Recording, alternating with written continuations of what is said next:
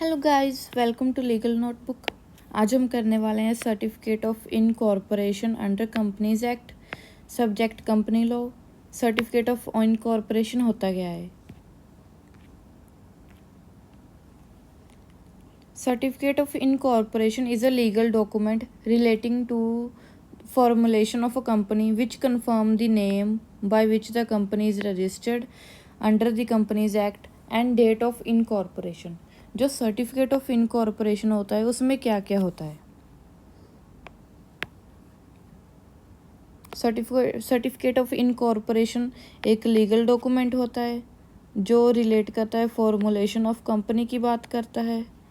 एक legal document होता है, कंपनी की फॉर्मुलेशन की बात करता है, फॉर्मेशन की बात करता है, कंपनी का नेम कंफर्म करता है जिसके द्वारा कंपनी रजिस्टर्ड हुई होती है कंपनीज एक्ट में, एंड डेट ऑफ इनकॉर्पोरेशन बताता है कि इस तरीक को ये इनकॉर्पोरेट हुई थी, रजिस्टर्ड हुई थी।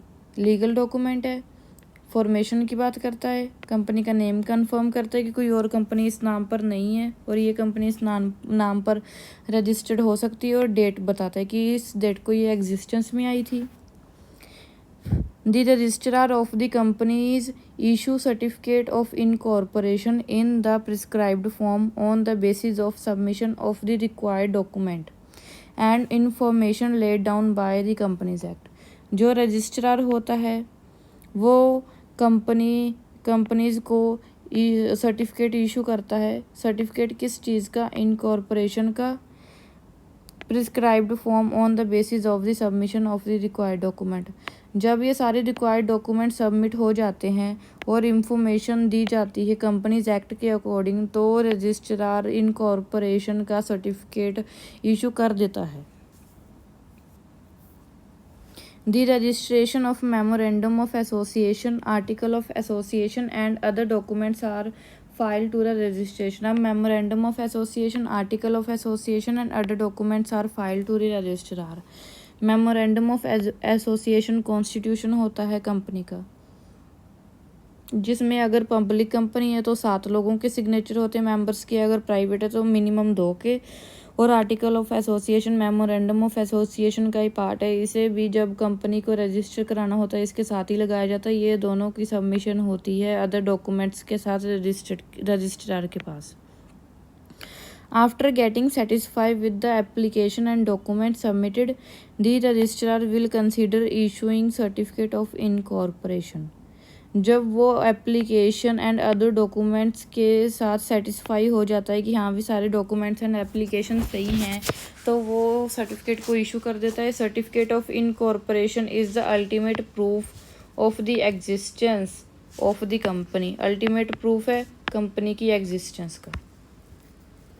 Certificate of incorporation is a legal evidence with regard to the registration and formation of the company.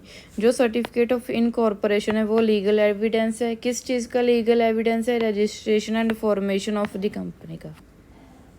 Does the consequences of the certificate of incorporation are. Company की इनकॉर्पोरेशन के कॉन्सिक्वेंसेज क्या हैं? The certificate of incorporation brings the company into existence from the date mentioned in the certificate।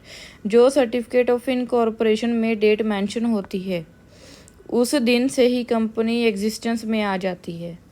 अगर ये company के पास COI नहीं होगा, certificate of incorporation नहीं होगा, तो कंपनी को एग्जिस्टेंस में माना ही नहीं जाएगा। ये होते हैं consequences. It grants legal personality, corporate existence and perpetual succession to the property of property कौन सी? कंपनी।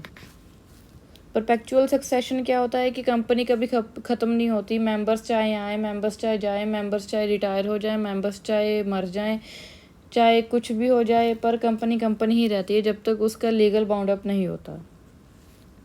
सो कॉन्सिक्वेंसेज क्या होते हैं सर्टिफिकेट ऑफ इनकॉर्पोरेशन के? कंपनी को रजिस्टर कराने की उनके पास लीगल पर्सनैलिटी आ जाती है, कॉर्पोरेट एग्जिस्टेंस आ जाती है और वो परपेचुअल सक्सेशन में आ जाती है।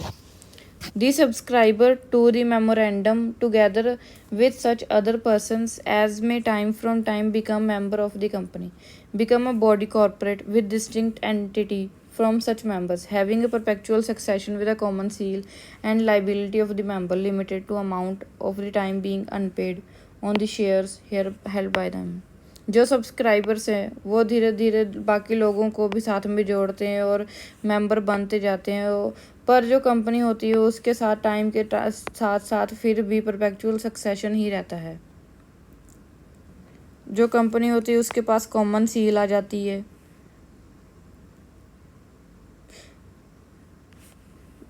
इनकॉर्पोरेट होने के बाद कंपनी की जो लाइबिलिटी होती है वो सिर्फ अनपेड शेयर्स तक ही रह जाती है।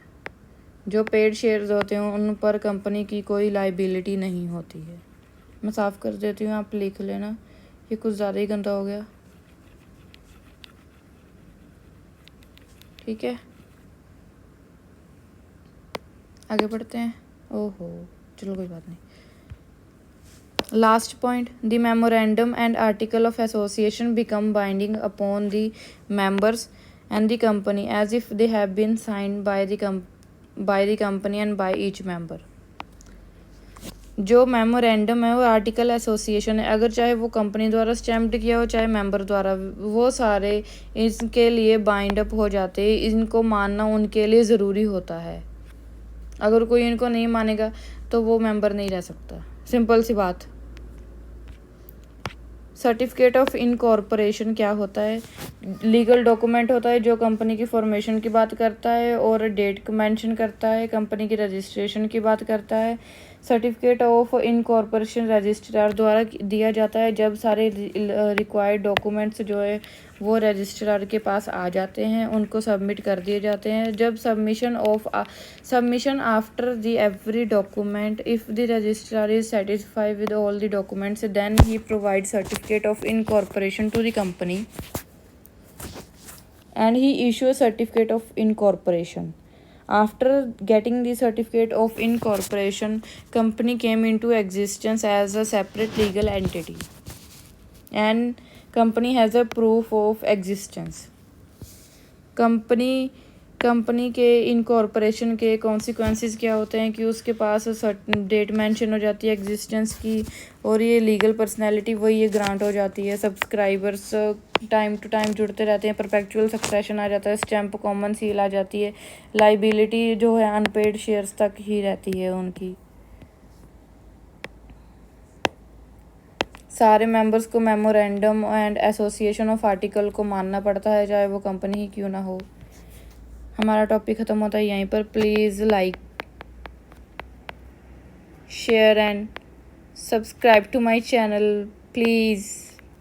Bye bye.